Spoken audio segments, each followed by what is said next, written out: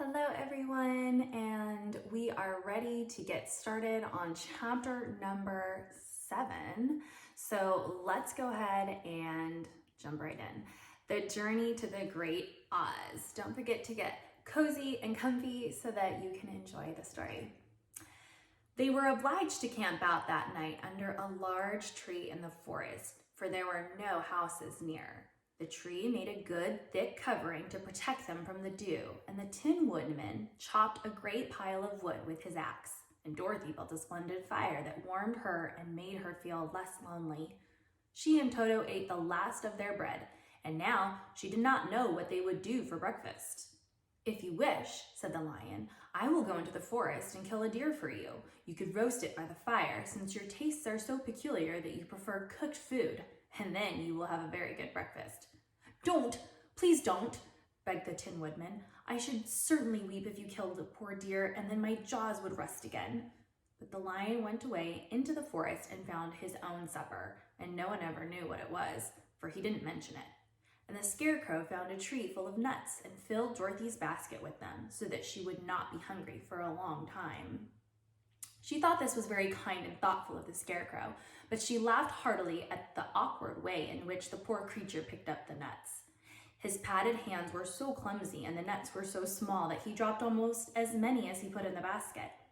But the Scarecrow did not mind how long it took him to fill the basket, for it enabled him to keep away from the fire, as he feared a spark might get into his straw and burn him up. So he kept a good distance away from the flames and only came near to cover Dorothy with dry leaves when she lay down to sleep. These kept her very snug and warm, and she slept soundly until morning. When it was daylight, the girl bathed her face in a little rippling brook, and soon after they all started toward the Emerald City. This was to be an eventful day for the travelers. They had hardly been walking an hour when they saw before them a great ditch that crossed the road and divided the forest as far as they could see on either side. It was a very wide ditch, and when they crept up to the edge and looked into it, they could see it was also very deep, and there were many big, jagged rocks at the bottom. The sides were so steep that none of them could climb down, and for a moment it seemed that their journey must end. "What shall we do?" asked Dorothy despairingly. "I haven't the faintest idea," said the Tin Woodman, and the Lion shook his shaggy mane and looked thoughtful. But the Scarecrow said, "We cannot fly, that is certain. Neither can we climb down into this great ditch. Therefore, if we cannot jump over it, we must stop where we are." "I think I could jump over it," said the Cowardly Lion, after measuring the distance carefully in his mind. "Then we are all right," answered the Scarecrow, "for you can carry us all over on your back, one at a time." "Well, I'll try it," said the Lion. "Who will go first?" "I will," declared the Scarecrow, "for if you found that you could not jump over the gulf, Dorothy would be killed, or the Tin Woodman badly dented on the rocks below. But if I am on your back, it will not matter so much, for the fall would not hurt me at all." "I am terribly afraid of falling myself," said the Cowardly Lion, "but I suppose there is nothing to do but try it, so get on my back and we will make the attempt." The Scarecrow sat upon the Lion's back, and the big beast walked to the edge of the gulf and crouched down. "Why don't you run and jump?" asked the Scarecrow. "Because that isn't the way we lions do these things," he replied.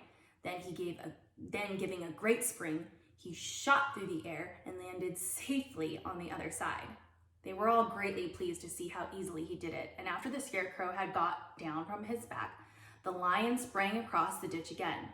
Dorothy thought she would go next, so she took Toto in her arms and climbed on the Lion's back, holding tightly to his mane with one hand. The next moment, it seemed as if she was flying through the air, and then before she had time to think about it, she was safe on the other side.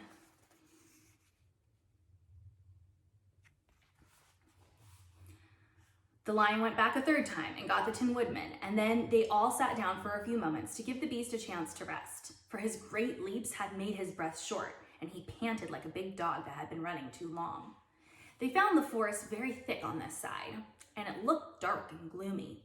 After the Lion had rested, they started along the road of yellow brick, silently wondering, each in his own mind, if ever they would come to the end of the woods and reach the bright sunshine again. To add to their discomfort, they soon heard strange noises in the depths of the forest, and the lion whispered to them that it was in this part of the country that the Kalydahs lived. "What are the Kalydahs?" asked the girl. "They are monstrous beasts with bodies like bears and heads like tigers," replied the lion, "and with claws so long and sharp they could tear me in two as easily as I could kill Toto. I'm terribly afraid of the Kalydahs." "I am not surprised that you are," returned Dorothy. "They must be dreadful beasts." The lion was about to reply when suddenly they came to another gulf across the road, but this one was so broad and deep that the lion knew at once he could not leap across it. So they sat down to consider what they should do, and after serious thought, the Scarecrow said, "Here is a great tree standing close to the ditch. If the Tin Woodman can chop it down so that it will fall to the other side, we can walk across it easily." "That is a first-rate idea," said the lion. "One would almost suspect you had brains in your head instead of straw." The woodman set to work at once, and so sharp was his axe that the tree was soon chopped nearly through. Then the lion put his strong front legs against the tree and pushed with all of his might, and slowly the big tree tipped and fell with a crash across the ditch, with its top branches on the other side. They had just started to cross this queer bridge when a sharp growl made them all look up, and to their horror, they saw running toward them two great beasts with bodies like bears and heads like tigers.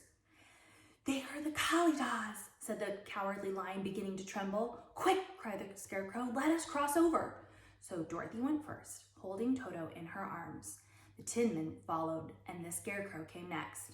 The lion, although he was certainly afraid, turned to face the Kalydahs, and then he gave so loud a terrible roar that Dorothy screamed, and the Scarecrow fell over backwards, while even the fierce beast stopped short and looked at him in surprise. But seeing they were bigger than the lion, and remembering that there were two of them and only one of him, the Kalydahs again rushed forward, and the lion crossed over the tree and turned to see what they would do next. Without stopping an instant, the fierce beast also began to cross the tree, and the lion said to Dorothy, "We are lost, for they will surely tear us to pieces with their sharp claws. But stand close behind me, and I will fight them as long as I am alive." "Wait a minute," called the Scarecrow. He had been thinking what was best to be done, and now he asked the woodman to chop away the end of the tree that rested on their side of the ditch. The Tin Woodman began to use his axe at once, and just as the two Kalydahs were nearly across, the tree fell with a crash into the gulf, carrying the ugly, snarling brutes with it, and both were dashed to pieces on the sharp rocks at the bottom. "Well," said the Cowardly Lion, drawing a long breath of relief, "I see we are going to live a little while longer, and I am glad of it, for it must be a very uncomfortable thing not to be alive. Those creatures frightened me so badly that my heart is beating yet."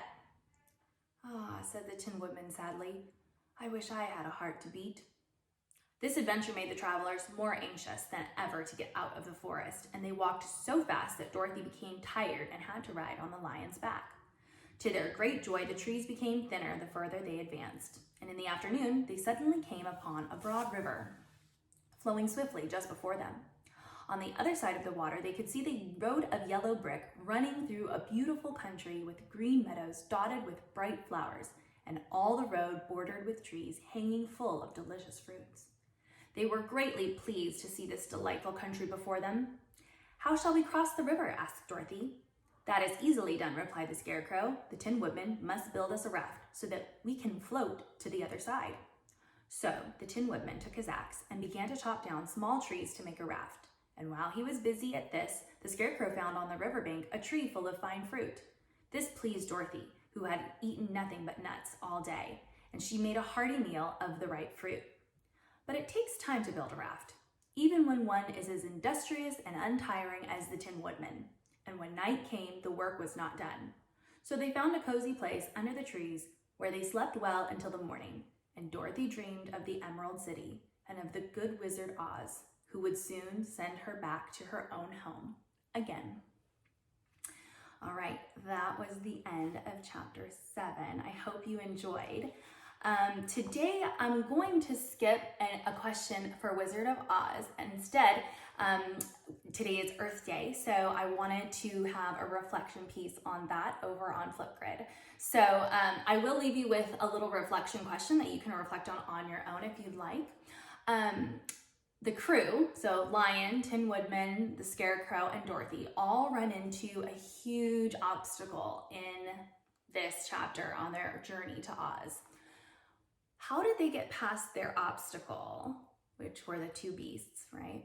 How did they get past their obstacle? What did they do? What did they have to do in order to get past them? I want you to think critically about that. So that just means like, well, this is okay. Literally, what did they have to do? Yes, that's important. But then like bigger picture, how can you relate what they had to do to get through their obstacle to your life? I'll leave you with that. All right, guys, happy Wednesday, and I'll see you soon. Bye.